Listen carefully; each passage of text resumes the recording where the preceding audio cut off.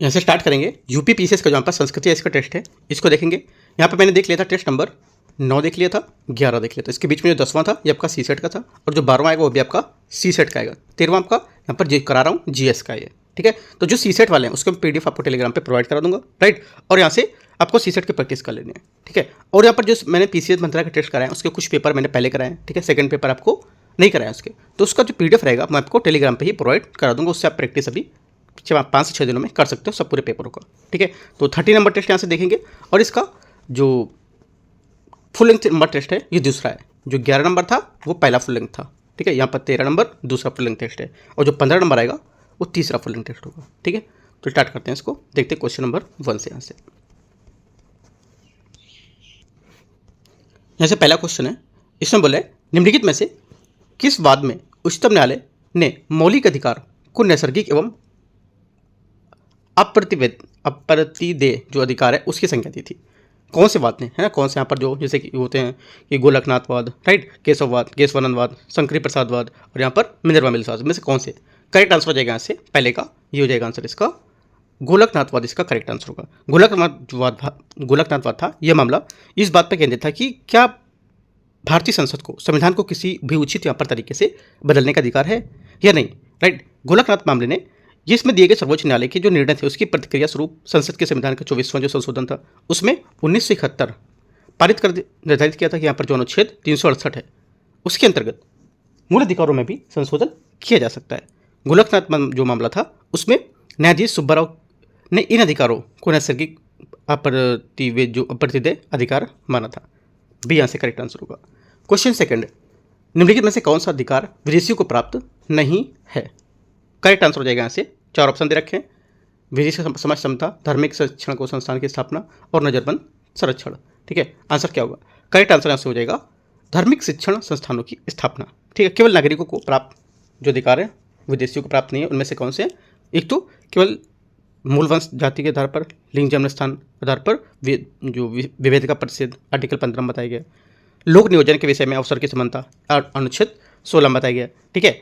और अल्पसंख्यकों को शिक्षा संस्कृति संबंधित अधिकार है वो आर्टिकल 29 में बताया गया, और अल्पसंख्यकों को अपने धर्म प्रचार के लिए यहाँ पर शिक्षण संस्थान की स्थापना अनुच्छेद 30 में बताया गया। ये सब क्या है, ये भारतीयों के लिए, ठीक है, केवल भारतीय नागरिकों के लिए, विदेशियों के लिए नहीं है ये, ठीक है। तो आंसर क्या होगा, ये बात गलत हो जाएगी। क्वेश्चन नंबर 3 है, भारत के उपराष्ट्रपति को पदच्युत करने या उसको हटाने का प्रस्ताव निम्नलिखित में से किस सदन में प्रस्तुत किया था। आंसर हो जाएगा तीसरे का करेक्ट आंसर यहाँ से बी, राज्यसभा इसका करेक्ट आंसर होगा, ठीक है। क्वेश्चन नंबर 4, निम्नलिखित में से किस समिति ने पंचायतों के चुनाव कराने के लिए राज्य चुनाव आयोग की स्थापना का सुझाव दिया था। आंसर हो जाएगा चौथे का बी, गाडगिल समिति यहाँ से इसका करेक्ट आंसर होगा, ठीक है। गाडगिल समिति वर्ष 1988 में वीएन गाडगिल की अध्यक्षता में एक नीति कार्यक्रम समिति का गठन कांग्रेस ने किया था, ठीक है। इस समिति ने इस प्रश्न पर विचार किया था कि यहाँ पर कहा गया था कि पंचायती राज संस्थाओं को प्रभावकारी कैसे बनाया जा सके, ठीक है। तो यहाँ से याद रखना है, आंसर क्या होगा, चौथे का बी करेक्ट है। 5वां नंबर है, सूची को सूची 2 को मैच करना है, संविधान संशोधन और संविधान से जुड़े गए जो अनुच्छेद थे, ठीक है। जोड़ते हैं इसको, देखते हैं कौन कौन सा है। देखो पहला यहाँ से इसमें बोला है 42वां संविधान संशोधन अधिनियम, ये था 1976, ठीक है, में यहाँ पर किया गया था, और उसमें नीति निर्देशक जो तत्व थे उसके मूल संबंधी जो उद्योग थे, प्रबंधन, श्रमिकों की यहाँ पर भागीदारी सुरक्षित करने के लिए कदम उठाए गए थे। तो आर्टिकल 43A जोड़ा गया था, 43A जोड़ा गया था यहाँ से।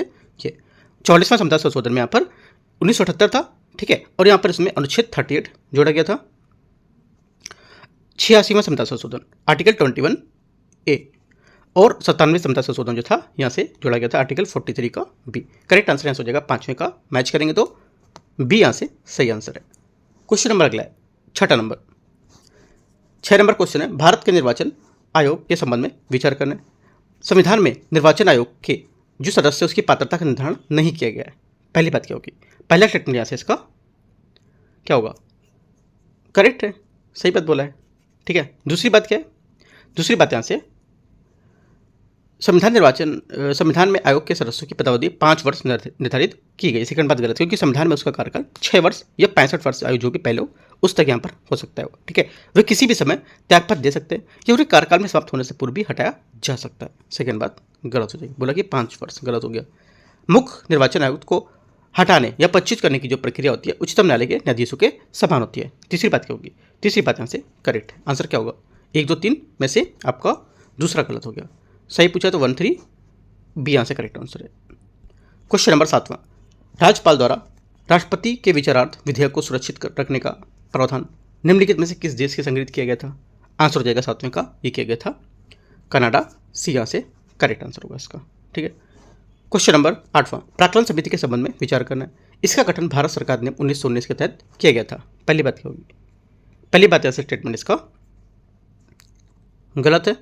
ठीक है, क्योंकि यहाँ पर इसकी स्थापना पहली बार 1921 में की गई थी, जबकि यहाँ पर स्वतंत्रता के बाद 1950 में वित्त मंत्री जॉन जो मैथाई थे उनकी सिफारिशों के आधार पर इसे पुनर्गठित किया गया था, 1919 में नहीं।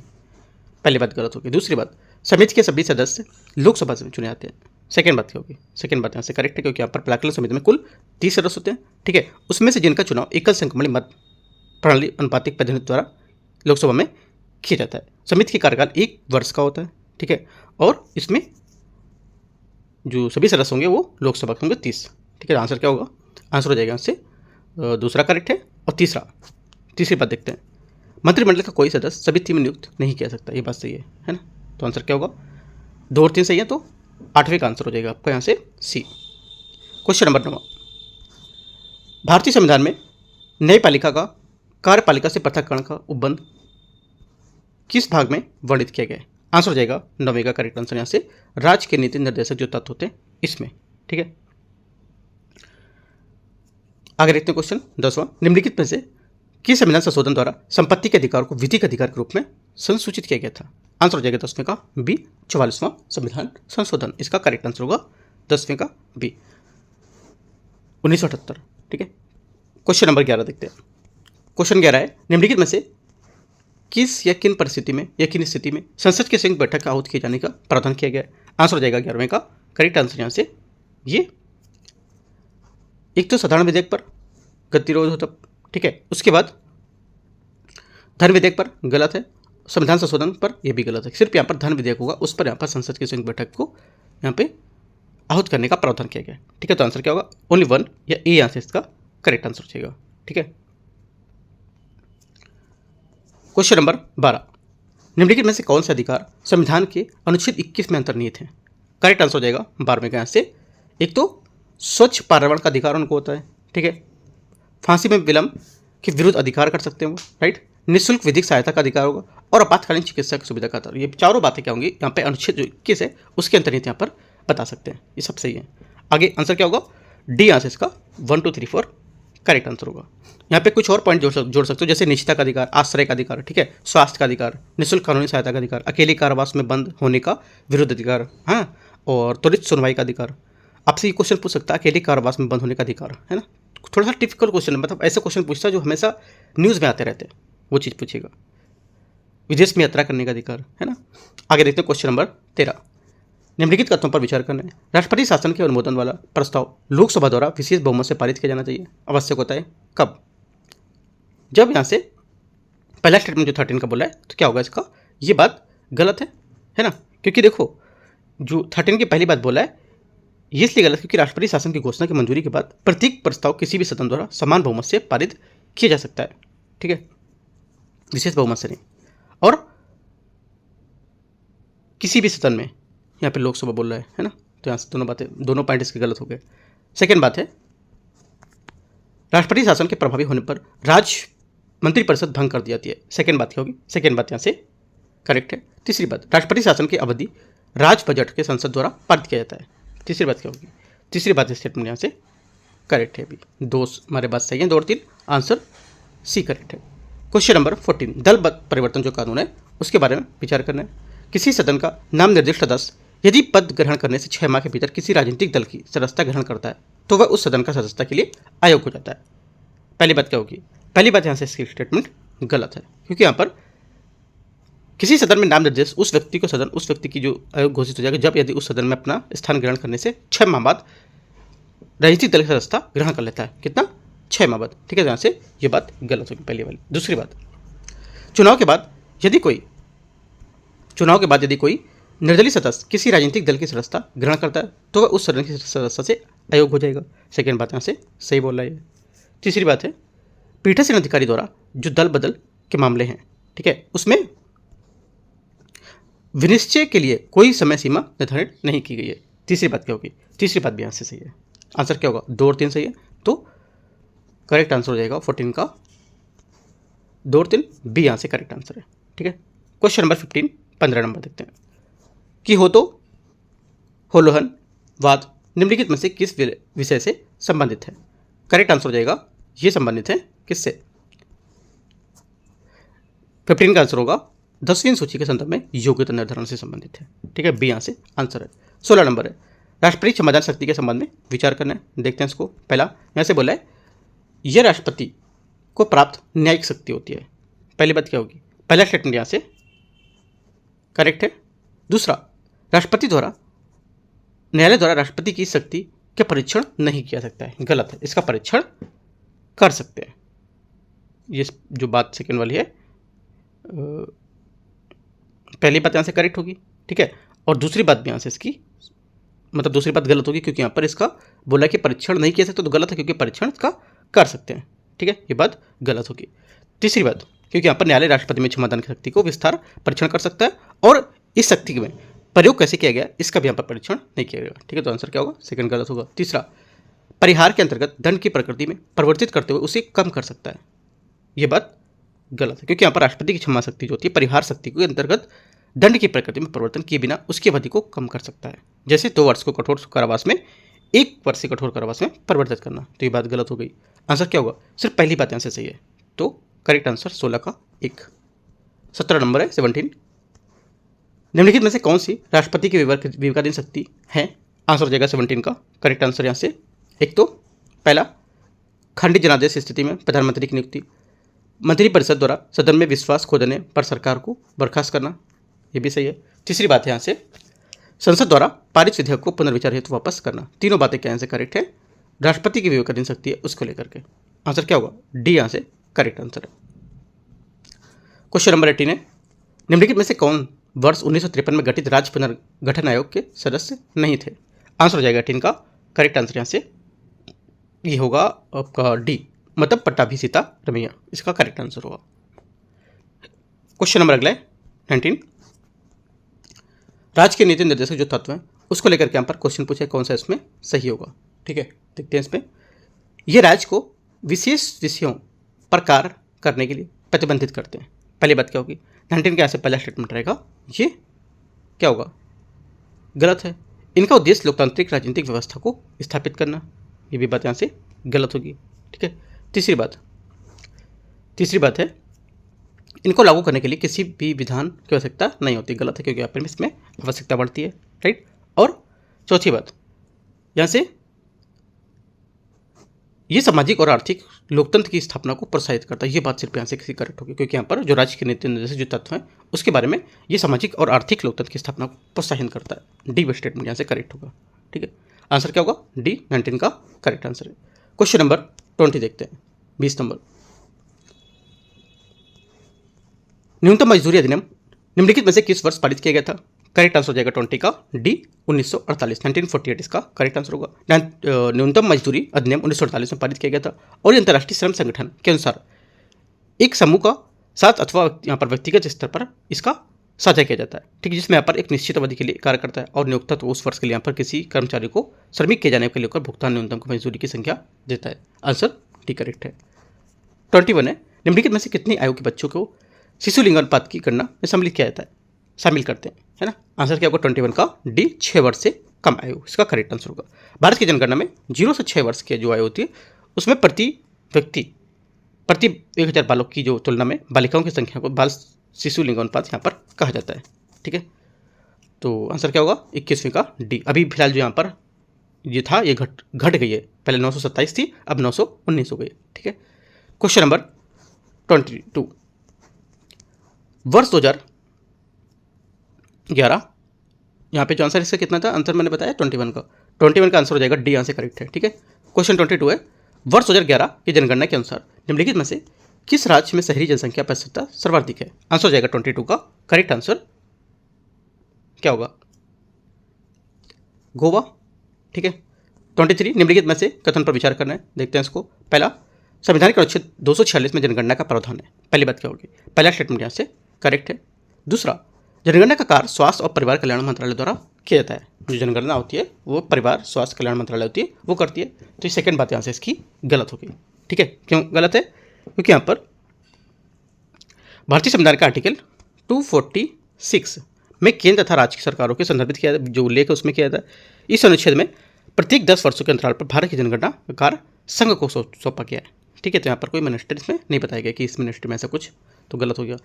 जनसंख्या नियंत्रण एवं परिवार नियोजन राज्य सूची का विषय होता है। तीसरी बात यहाँ से गलत होगी, क्योंकि यहाँ पर जनसंख्या नियंत्रण और परिवार नियोजन समवर्ती सूची का विषय है। ठीक है, यहाँ पे राज्य सूची का विषय नहीं है, तो गलत हो गया। आंसर क्या होगा? ओनली वन करेक्ट है, तो 23 का ए यहाँ से सही आंसर है।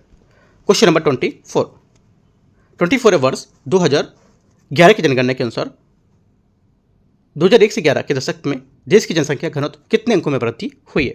करेक्ट आंसर हो जाएगा 24 का यहाँ से ये हुई है 57 व्यक्ति पर वर्ग किलोमीटर। ठीक है, बी यहाँ से इसका करेक्ट आंसर होगा। क्वेश्चन नंबर 25 2011 की जनगणना के अनुसार निम्नलिखित में से किस राज्य में शिशु लिंग अनुपात सर्वाधिक है, मैक्सिमम है? आंसर हो जाएगा 25 का correct answer A, Arunachal Pradesh इसका करेक्ट आंसर होगा। ठीक है, क्वेश्चन नंबर अगला है 26 2011 की जनगणना के अनुसार 1 से 11 के मध्य उत्तर प्रदेश के साक्षरता दर में कितने % की वृद्धि हुई है?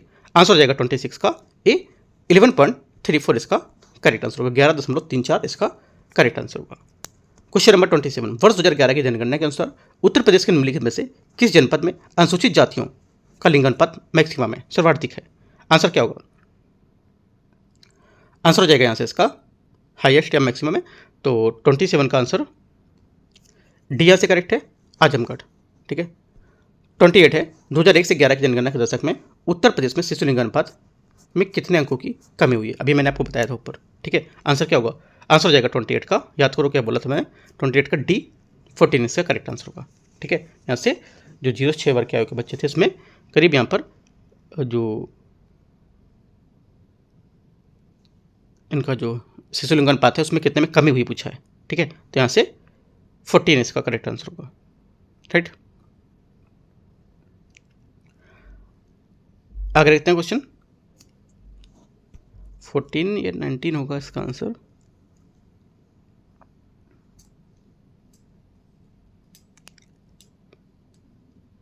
सत्रह होना चाहिए इसका आंसर, 17 कम हुई थी। अच्छा, 14 अंकों की कमी दर्ज की गई थी, और यहाँ पर अगर जनगणना की राष्ट्रीय शिशु लिंग अनुपात से देखोगे तो वहाँ पर 17 अंक की कमी देखी गई थी। लेकिन यहाँ पर ध्यान रखना क्या पूछा, उत्तर प्रदेश की दशक जनगणना शिशु लिंग अनुपात में कितने अंकों की कमी देखी गई थी, तो 14 अंक यहाँ पर सही है। ठीक है, और यहाँ पर अगर पूछता जनगणना 2011 की राष्ट्रीय लिंग अनुपात में 919 से प्रदेश का जो लिंग अनुपात है 902 या 17 हो गई है। ठीक है, तो याद रखना है, डाउट नहीं करना है इसमें। क्वेश्चन नंबर 29 निम्नलिखित में से कौन सा उत्तर प्रदेश का न्यूनतम जनसंख्या वाला जिला है? 29 का आंसर क्या होगा? ए यहाँ से महोबा। 30 उत्तर प्रदेश के निम्नलिखित में से जिलों को जनसंख्या घनत्व के आधार पर आरोही क्रम में व्यवस्थित करना है, क्या होगा आंसर? देखते हैं इसको व्यवस्थित करके 30 को। देखो यहाँ से जो आंसर आएगा पहला यह आएगा इसका, पहला आएगा वाराणसी। ठीक है, लखनऊ, संत रविदास नगर और कानपुर नगर, है ना। आंसर क्या होगा? 2143 30 का करेक्ट आंसर होगा। राइट, 2 मतलब वाराणसी, वाराणसी मतलब 2395। पहला मतलब क्या? लखनऊ, है ना, लखनऊ में 1816, और चौथे में क्या है यहाँ से संत रविदास नगर, संत रविदास नगर में 1555। राइट, और बच्चे कानपुर नगर, तो यहाँ से इसके बाद कानपुर नगर में आ जाएगा ये। तो आंसर क्या होगा? आंसर यहाँ से 2143 से करेक्ट आंसर है।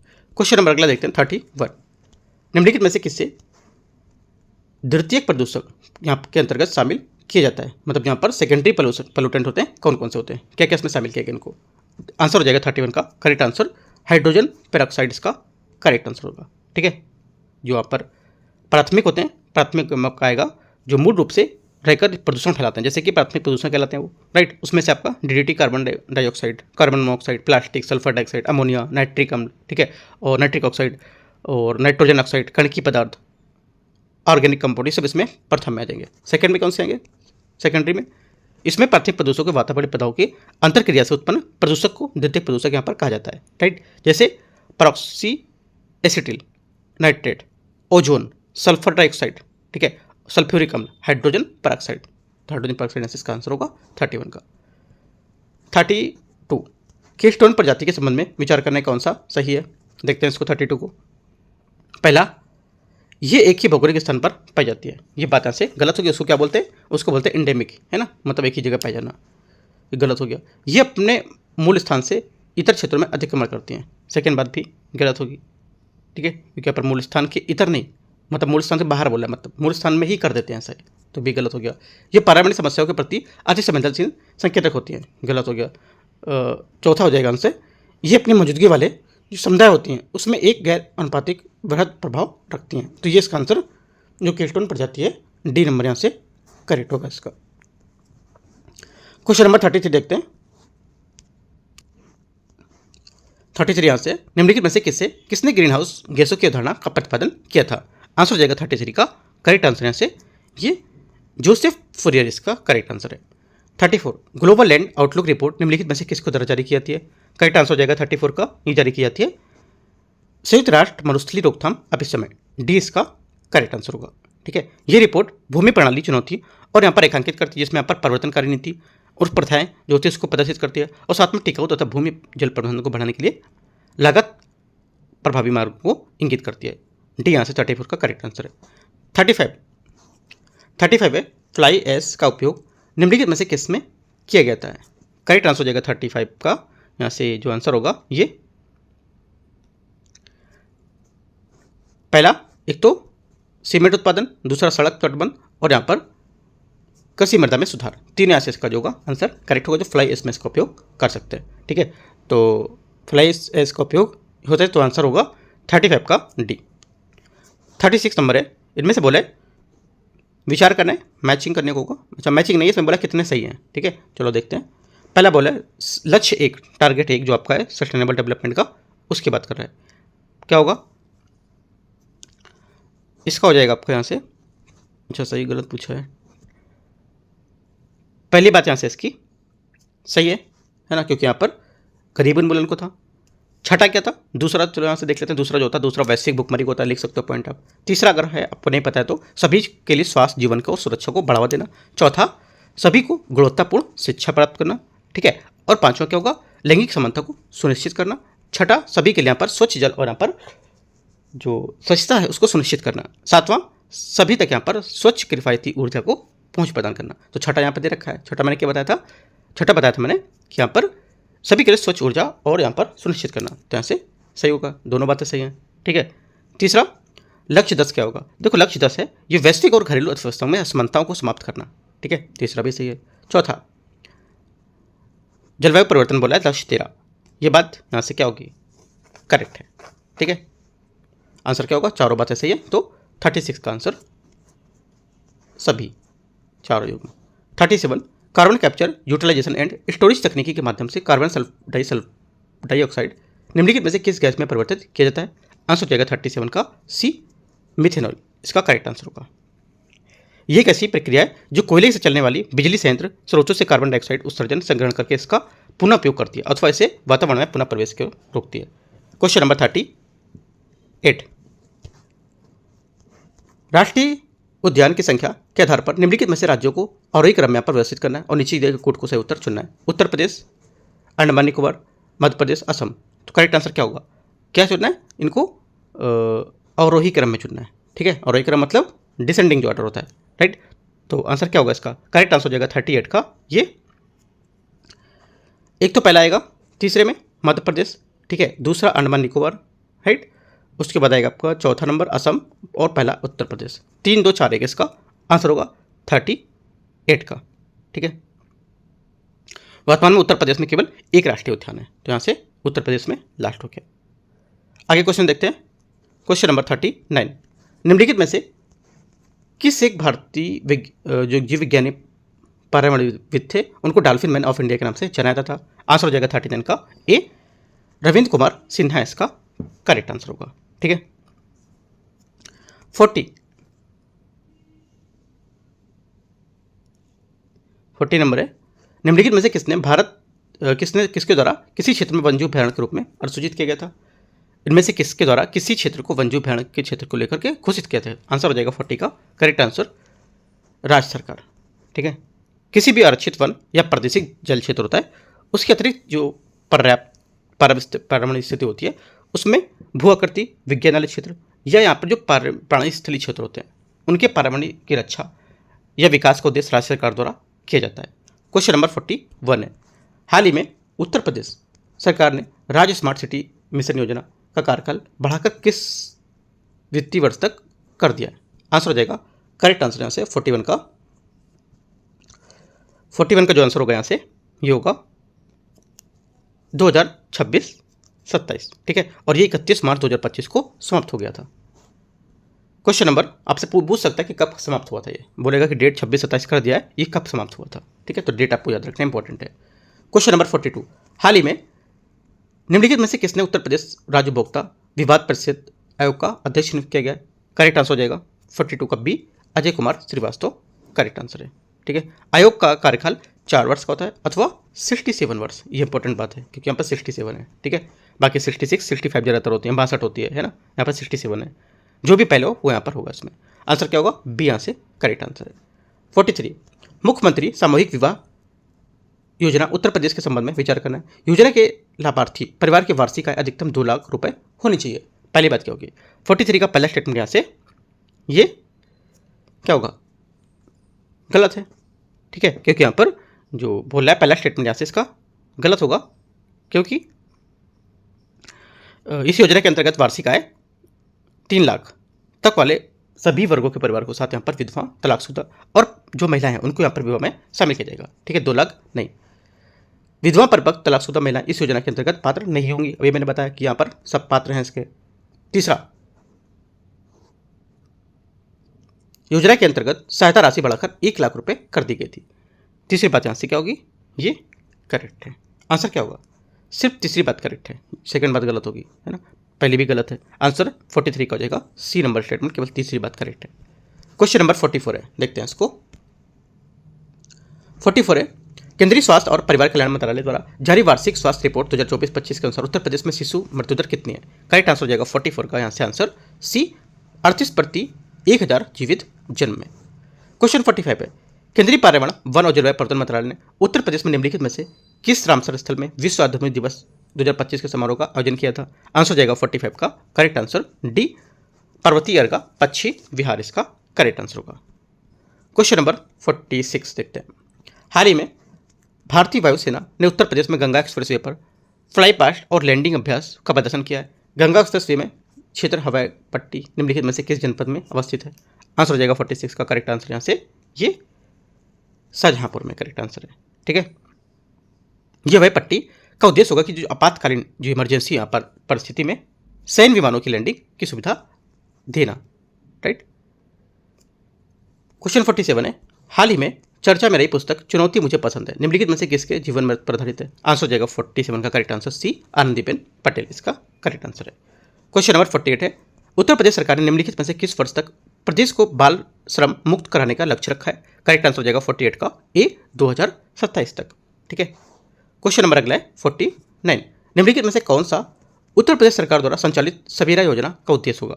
सवेरा योजना का उद्देश्य है यहाँ से क्या होगा? आंसर हो जाएगा 49 का बी वरिष्ठ नागरिकों की सुरक्षा और सेवा करना इसका करेक्ट आंसर है, और उन्हें आपातकालीन सेवाएं जैसे कि स्वास्थ्य सुरक्षा और अन्य सहायता को त्वरित रूप से उपलब्ध कराना। ठीक है, योजना बुजुर्गों और सम्मानजनक जहाँ पर सुरक्षित और सहयोगी वातावरण के लिए बनाना। क्वेश्चन 50 है, देश का पहला हिंदी साहित्य भाषा संग्रहालय उत्तर प्रदेश के निम्नलिखित में से किस जनपद में स्थापित किया जाएगा? आंसर हो जाएगा 50 का डी वाराणसी में।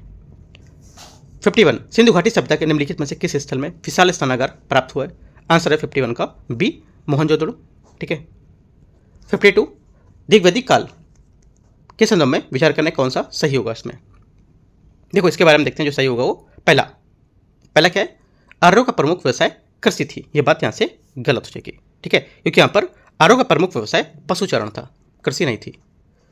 राज्य के पास कोई नियमित सेना नहीं होती थी, सेकंड बात क्या होगी? सेकंड बात यहाँ से सही है। तीसरी बात, नियोग और विधवा विवाह अस्तित्व था, विवाह का अस्तित्व में था, मतलब जो नियोग और विधवा का विवाह का अस्तित्व देखा गया था। तीसरी बात भी सही है, 2 और 3 सही है। आंसर क्या होगा? 52 का हो जाएगा 2 और 3 मतलब बी करेक्ट है। 53, मरणोत्तरकालीन निम्नलिखित में से बंदरगांव पे कौन सा यहाँ पर पश्चिमी तट में अवस्थित था? आंसर है 53 का ए, मुजरिस इसका करेक्ट आंसर है। ठीक है, क्वेश्चन नंबर 54, प्राचीन भारतीय इतिहास में अग्रहार पद का प्रयोग निम्नलिखित में से किस संदर्भ में किया गया था? करेक्ट आंसर हो जाएगा 54 का आंसर ए, ब्राह्मणों को दान में दी गई भूमि इसका करेक्ट आंसर होगा ए। अच्छा 55 नंबर क्वेश्चन है, इसमें बोला है कभी कथन एक और यहाँ पर कारण आ रहा है बताना है इसको। हड़प्पा सभ्यता के नगरों में कांसे के औजार बहुतायत में मिले थे। पहली बात यहाँ से क्या होगी? पहली बात स्टेटमेंट यहाँ से गलत है इसका। ठीक है, जो यहाँ पे अभिकथन वाली बात यहाँ से गलत हो, क्योंकि हड़प्पा जो संस्कृति थी इसमें कांस्य युगीन सभ्यता थी। ठीक है, इस संस्कृति में लोग पत्थर के औजारों का उपयोग करते थे तथा कांस्य निर्माण में प्रयोग में भली बात यहाँ पर परिचित थे। ठीक है, यहाँ से बहुतायत औजार नहीं मिले थे तो गलत हो जाएगा। सेकेंड बात, हड़प्पा सभ्यता के लोग तांबा और टीन स्थानीय रूप से उपलब्ध नहीं था। ठीक है, सेकेंड बात क्या होगी? सेकेंड बात यहाँ से इसकी करेक्ट है। आंसर क्या होगा? डी, ए गलत है और यहाँ से सही है। ठीक है, और हड़प्पा सभ्यता के जो ताम्र खनिज है इसकी अशुद्धि में लगता था कि यहाँ पर यह तांबा राजस्थान की खेतड़ी खानों से मंगाया जाता था और टिन शायद अफगानिस्तान से बहुत जो कठिनाई थी उसके साथ यहाँ पर मंगाते थे। हड़प्पाई सभ्यता में कांसे के औजार मिले थे और वे टिन की मात्रा बहुत कम देखी गई थी और कांसे की वस्तु संकेत मिलते थे। ठीक है, क्वेश्चन नंबर 56 है, निम्नलिखित में से किस मुगल शासक ने झरोखा प्रदर्शन की प्रथा को प्रतिबंधित कर दिया था? आंसर हो जाएगा 56 का करेक्ट आंसर यहाँ से सी, औरंगजेब ने।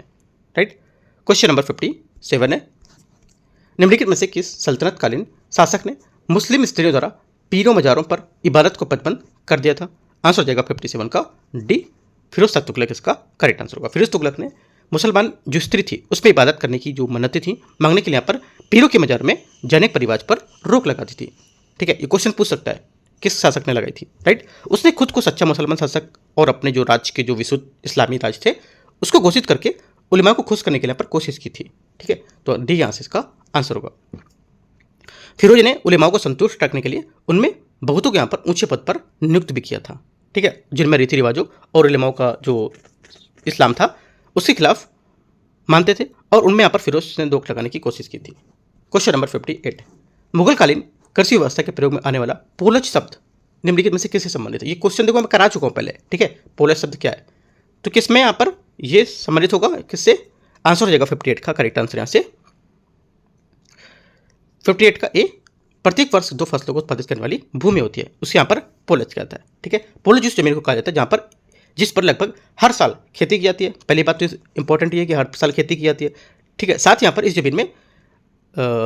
जमीन पर खेती नहीं की जाती थी तो यहाँ पर इसको प्रति मतलब जो जिसमें खेती नहीं करोगे उसको प्रति बोलेंगे, जिसमें खेती कंटिन्यू करोगे आपको पोलज बोलेंगे। ठीक है, जो जमीन लगातार 2 से 3 साल तक प्रति में रहती थी उस जमीन को यहाँ पर चाचर कहा जाता था। चाचर यहाँ तक लोग क्या कहा जाता था।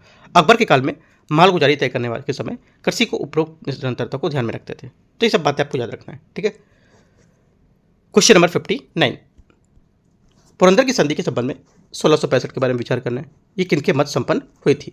आंसर हो जाएगा 59 का बी, राजा जयसिंह और शिवाजी के मत। ठीक है, पुरंदर की संधि 1665 कब? जून में। ठीक है, क्वेश्चन नंबर 59 हो गया 60, वैदिक कालीन प्रसिद्ध दास राज युद्ध निम्नलिखित में से किस नदी के किनारे हुआ था? आंसर हो जाएगा 60 का ए, पुरुषणी नदी इसका करेक्ट आंसर होगा। क्वेश्चन नंबर 61, निम्नलिखित युग्मों पर विचार करना है, कर और यहाँ पर प्रकृति, उस्र, खुम्स, जकात, जजिया। करेक्ट आंसर क्या होगा? 61 का आंसर हो जाएगा यहाँ से करेक्ट होगा वो ये। एक तो सही से मैंने पूछा कौन सा? खुम्स लूट से प्राप्त खजानों का हिस्सा होता था, ये बात सही है। ठीक है, उसके बाद जकात मुसलमान पर धार्मिक कर था और जजिया गैर मुसलमान पर लगाया जाना कर था। यहाँ से उर्स ये बात गलत होगी, बोला गैर मुसलमानों से लिया जाने वाला भूमि कर, ये बात उर्स की गलत है क्योंकि उर्स ये मुस्लिमों से लिया जाने वाला भूमि कर था। इसके उत्पादन का 1/10वां भाग यहाँ पर वसूल किया जाता था और गैर मुस्लिम से यहाँ पर लिए जाने वाला भूमि कर खराज कहलाता था। ये नहीं होगा। ठीक है, आंसर 3 सही है, सही पूछा है तो सी। 62, निम्नलिखित में से किसने वर्ष 1936 में गठित अखिल भारतीय किसान सभा के प्रथम अधिवेशन की अध्यक्षता की थी? करेक्ट आंसर हो जाएगा 62 का आंसर ये, स्वामी सहजानंद सरस्वती इसका करेक्ट आंसर होगा ए। 1936 में स्वामी सहजानंद सरस्वती की अध्यक्षता में पहला अखिल भारतीय यहाँ पर जो किसान संगठन था ये भारतीय किसान सभा के नाम से जाना जाता था। क्वेश्चन नंबर 62 हो गया। 63 नंबर 63 नंबर क्वेश्चन है, स्वदेशी आंदोलन के संबंध में विचार करना है। इसे बंगाल विभाजन के विरोध में शुरू किया गया था। पहली बात क्या होगी? पहला स्टेटमेंट 63 का आंसर रहेगा ये करेक्ट है। इसमें शहरी व मध्य वर्ग की स्त्रियों की सक्रिय भागीदारी देखी गई थी। ये भी बात सही है, दोनों बात यहाँ से इसका करेक्ट स्टेटमेंट होगा। आपसे बोलेगा कि इसमें यहाँ पर जो ग्रामीण की स्त्रियाँ थी यहाँ पर देखी गई थी भागीदारी, या बोलेगा ग्रामीण और शहरी दोनों तरह की, तो यहाँ पर दोनों बातें गलत होंगी क्योंकि सिर्फ शहरी वर्ग यहाँ पर देखा गया था। ठीक है, तो 63 का आंसर सी यहाँ से सही होगा। 64 है, ब्रिटिश भारत में नील की कृषि, यहाँ पर नील की खेती करने वाले जो कृषक थे उसका उत्पीड़न का सजीव यहाँ पर चित्रण नील दर्पण नामक नाटक में किया गया था। इस नाटक का लेखक निम्नलिखित में से कौन है इनमें से, इन चारों में से। ठीक है, करेक्ट आंसर हो जाएगा 64 का, यहाँ से देखना है कौन होगा, बताओ। करेक्ट आंसर है दीनबंधु मित्र, इसका करेक्ट आंसर है। क्वेश्चन नंबर 65, निम्नलिखित में से किसने दक्षिण भारत में तर्क और विवेक के माध्यम से सामाजिक परिवर्तन हेतु आत्मसम्मान आंदोलन चलाया था। आंसर हो जाएगा 65 का ईवी रामास्वामी नायकर, है ना, इसके करेक्ट आंसर हो गए। रामास्वामी नायकर ने मनु धर्मशास्त्रों में रामायण को जलाने की वकालत की और यहाँ पर हिंदू रूढ़िवादिता का खंडन भी किया था। वर्ष 1925 में आत्मसम्मान आंदोलन को उद्देश्य यहाँ पर उन्होंने रूपरेखा को नमथु और कुरिक्कोल और त्रिवितकल्ला लटियम पत्रिकाओं में प्रकाशन भी किया था। इसका आंसर क्या होगा, 65 का सी सही आंसर है। 66 नंबर है, सविनय अवज्ञा आंदोलन के दौरान निम्नलिखित में से किस गांधीवादी नेता ने कालीकट से पेन्नार नमक यात्रा की थी। आंसर हो जाएगा पेन्नार तक नमक यात्रा की थी। आंसर हो जाएगा 66 का करेक्ट आंसर बी के लप्पड़, इसका करेक्ट आंसर होगा। क्वेश्चन नंबर 67 है, निम्नलिखित में से कौन सा अहमदाबाद मिल मजदूर का प्रमुख कारण था। करेक्ट आंसर होगा 67 के आंसर ये प्लेग बोनस विवाद, इसका आंसर होगा। क्वेश्चन 68 है 67 का सी करेक्ट है। 68 देखते हैं। 68 है, कांग्रेस के लाहौर अधिवेशन 1929 के संबंध में विचार करना है। नेहरू रिपोर्ट को निरस्त घोषित किया गया था। नेहरू रिपोर्ट को निरस्त घोषित किया गया था, पहला क्या होगा। 68 का पहला स्टेटमेंट रहेगा यहाँ से करेक्ट है। दूसरा, पूर्ण स्वराज को राष्ट्रीय आंदोलन का लक्ष्य निर्धारण किया गया था, सेकेंड बात होगी। सेकेंड बात भी इसकी सही है, दोनों बातें यहाँ से एकदम सही है इसकी। क्वेश्चन नंबर 69, आयोग समिति और यहाँ पर गठन वर्ष दे रखा है। चलो इसको देखते हैं कौन से यहाँ पर सही सुमेलित नहीं कर रहा है। ठीक है, देखते हैं 69 में कोई एक यहाँ पर नहीं कर रहा है, 3 यहाँ पर सही कर रहे होंगे, है ना। 3 सही कौन कौन से देखते हैं इसको। पहला, हंटर शिक्षा आयोग एकदम सही है 1882। सैंडलर विश्वविद्यालय आयोग 1917।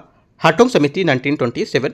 राधा कृष्णन आयोग 1952 1952। ये बात यहाँ से गलत होगी, 1948 होगी यहाँ से, 1952 नहीं होगी, ये बात गलत हो जाएगी। गलत पूछा तो डी। 70 नंबर है, 1857 के विद्रोह के पश्चात भारत के प्रति ब्रिटिश नीति में परिवर्तन के संबंध में कौन सा यहाँ से गलत है। गलत स्टेटमेंट होगा वो यहाँ से हो जाएगा मुस्लिम के प्रति तुष्टीकरण की नीति अपनाई गई थी, है ना। ये क्या होगा, ये 1857 के जो विद्रोह था उसके पश्चात भारत के प्रति जो ब्रिटिश नीति थी उसके परिवर्तन यहाँ पर सी स्टेटमेंट सही होगा, ये राइट। ये विद्रोह 10 मई 1857 को मेरठ के सिपाही विद्रोह के रूप में शुरू हुआ था। इसकी शुरुआत ब्रिटिश अधिकारी के खिलाफ बंगाल प्रेसिडेंसी में सिपाहियों द्वारा की गई थी। क्वेश्चन 71, स्वतंत्रता आंदोलन की निम्नलिखित में से घटनाओं पर विचार करना तथा उनको कालक्रम के अनुसार व्यवस्थित करना है। देखते हैं 71 को। पहला, विवेल योजना 1945, कैबिनेट 1946, और उसके बाद आपकी आएगी यहाँ से माउंटबेटन 1947। ठीक है, बची कौन सी, एटली हो जाएगी 1947 फरवरी, ये फरवरी हो गई। और ये 1947 जो है माउंटबेटन वाली ये हो जाएगी मई। ठीक है, अब आंसर क्या होगा देखो, 45, 46 और 47 फरवरी और 47 मई, है ना। तो आंसर क्या होगा 71 का आंसर हो जाएगा डी, यहाँ से करेक्ट होगा। क्या होगा, डी नंबर यहाँ से मैच कर रहा है। क्वेश्चन नंबर 72, गांधी इरविन समझौता 1931 के बारे में कौन सा कथन गलत है। यहाँ से जो गलत स्टेटमेंट है इसका 72 का, ये करेक्ट आंसर हो जाएगा यहाँ से सी, व्यक्तिगत सत्याग्रह प्रारंभ करने की अनुमति दी गई थी। ये बात यहाँ से गलत होगी इसकी। ठीक है, आगे देखते हैं क्वेश्चन नंबर 73, रॉलेट एक्ट नियम के संबंध में विचार करना कौन सा सही होगा। इसके अंतर्गत बंदी को न्यायालय में प्रत्यक्ष उपस्थित करने के लिए अधिकार को निलंबित कर दिया गया था। पहला क्या होगा, पहली बात यहाँ से सही है। दूसरा, इस अधिनियम के विरोध में गांधी जी ने अपमान व याचना दिवस मनाने का आह्वान किया था। यह भी बात यहाँ से सही है। दोनों बातें सही हैं। आंसर क्या होगा? 73 का सी आंसर सही है। 74 है, वर्ष 1759 में हुए वेदरा के निर्णायक युद्ध में अंग्रेजों ने भारत से अपनी किस प्रतिद्वंदी शक्ति को बाहर कर दिया था? आंसर हो जाएगा 74 का करेक्ट आंसर यहाँ से डचों को, है ना, इसका करेक्ट आंसर होगा। वेदरा का युद्ध कब हुआ था? नवंबर 1759 में हुआ था। ठीक है, उस समय रॉबर्ट क्लाइव इस समय इसका बंगाल का गवर्नर जनरल था। राइट। 75 है, ब्रिटिश भारत के निम्नलिखित विद्रोह को कालक्रम के अनुसार व्यवस्थित करना है। कौन सा यहाँ पर सही कालक्रम इसका है?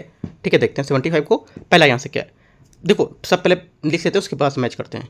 पहले यहाँ से वो लिखा है पागलपंथी, तो इसका 1813, और फकीर विद्रोह यहाँ पर हो गया 1776-77। ठीक है, और रामोसी 1822। ठीक है, और यहाँ पे कौन सा बचा? कूका हो जाएगा यहाँ से 1860-70। करेक्ट आंसर क्या होगा? करेक्ट आंसर यहाँ से हो जाएगा, आप मैच कर लो खुद से क्या होगा आंसर इसका। ठीक है, तो मैं बता देता हूँ इसका आंसर 75 का बी यहाँ से मैच कर रहा है। क्वेश्चन अगला 76 नंबर, निम्नलिखित कथन में से कौन सा नाभिकीय संलयन के परिणाम हो सकते हैं? नाभिकीय संलयन के परिणाम कौन से हो सकते हैं? आंसर हो जाएगा 76 का यहाँ से करेक्ट आंसर।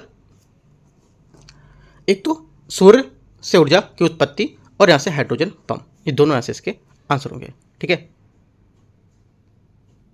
आंसर क्या होगा? आंसर यहाँ से हो जाएगा इसका बी सही आंसर है। क्वेश्चन नंबर 77, निम्नलिखित में से किस यंत्र का उपयोग समुद्र की गहराई मापने में कर सकते हैं? आंसर हो जाएगा 77 का ए फेथोमीटर, मैं बता चुका था पहले। ठीक है, क्वेश्चन नंबर अगला है 78 नंबर, निम्नलिखित में से किस में अवतल दर्पण का प्रयोग किया जाता है? अवतल दर्पण की बात कर रहा है, अवतल लेंस की बात नहीं कर रहा है। आंसर हो जाएगा 78 का यहाँ से बी। इनमें से एक तो सोलर कुकर में और एक यहाँ पर दाढ़ी बनाने में काम आने वाला जो दर्पण होता है उसमें। ठीक है, बी यहाँ से क्या हुआ? 78 का, सॉरी डी 2 3 और 4 है, हाँ बी यहाँ से करेक्ट आंसर होगा इसका 78 का। राइट। क्वेश्चन नंबर 79 है, निम्नलिखित में से कौन सा विद्युत चुंबकीय बल को प्रदर्शित नहीं करता है? करेक्ट आंसर हो जाएगा 79 का, जो प्रदर्शित नहीं करता है। करेक्ट आंसर डी, इलेक्ट्रॉन की नाभिकी के चारों ओर घूमना। 79 हो गया। 80 नंबर क्वेश्चन है, निम्नलिखित में से कौन गति के प्रथम नियम को संदर्भित करता है? करेक्ट आंसर हो जाएगा 80 का यहाँ से ए। इनमें से एक तो कंबल पिटने पर धूल के कणों का नीचे गिरना। ठीक है, और उसके बाद दूसरा यहाँ से होगा इसमें पेड़ की टहनियों में हिलाने पर फल टूटकर नीचे गिरना। यह क्या गति के प्रथम नियम को संबोधित करता है। ऊंचाई से कूदने पर चोट लगना, यह इसका क्या होगा? नहीं होगा। ठीक है, ऊंचाई से कूदने पर चोट लगना ये बात इसमें नहीं होगी, क्योंकि यहाँ पर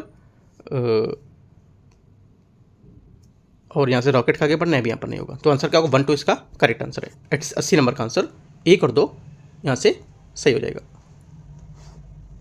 तो इस टाइप से यहाँ पर देखो 80 नंबर जो क्वेश्चन थे मैंने आपको कर लिए। ठीक है, 80 क्वेश्चन कवर हो गए, और उसके बाद से 81 नंबर क्वेश्चन होगा 81 से जो 150 तक क्वेश्चन होगा वो मैं पार्ट 2 में आपको यहाँ से कवर करा दूंगा। ठीक है, जैसा होगा मैं कवर कराऊंगा या फिर आपको PDF प्रोवाइड कर दूंगा, वो मैं टेलीग्राम पे अपडेट आपको दे दूंगा। ठीक है, तो एंड करते हैं यहाँ से इसको, और उसके बाद अभी एक पेपर और कराने वाले हैं, वो भी टेस्ट में जो भी रहेगा मैं टेलीग्राम पे अपडेट देता हूँ। उसके बाद यहाँ पर जो पेपर रहेगा वो मैं आपको करा दूंगा, है ना। तो करीब 2 से 3 बजे के बीच आप वो भी पेपर इसको देख सकते हो। कोशिश करूँगा एक पेपर और करा दूँ, उसका भी पार्ट 1। तो देखते हैं ज़्यादा से ज़्यादा क्वेश्चन कहाँ से कवर करेंगे। ठीक है, एंड करते हैं यहाँ से इसको।